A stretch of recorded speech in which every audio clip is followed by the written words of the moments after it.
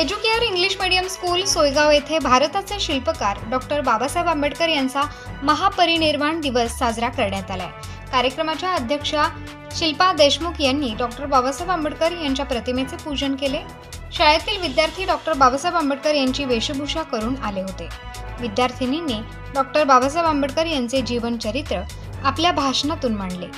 शाळेच्या मुख्याध्यापिका वैशाली जैन यांनी डॉक्टर बाबासाहेब आंबेडकरांनी आपल्या जीवनात किती संघर्ष केला याबद्दल सांगितले। त्यांच्या जीवनावर प्रकाशझोत टाकला।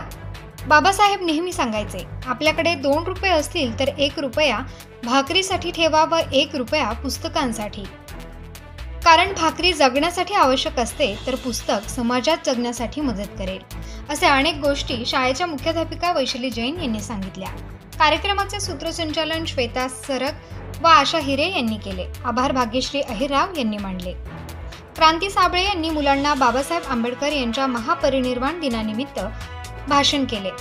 सदर कार्यक्रमासाठी रुपाली देसले, निलिमा वाघ, शुभांगी शुक्ला, मयुरी गुंजाळ, राधिका पाटील, ऋतुजा खैरनार, वैशाली जाधव, तुषार अहिरे, साजिद खान, चेतन निकम, प्रतीक्षा शिंदे, रत्ना सूर्यवंशी उपस्थित होते।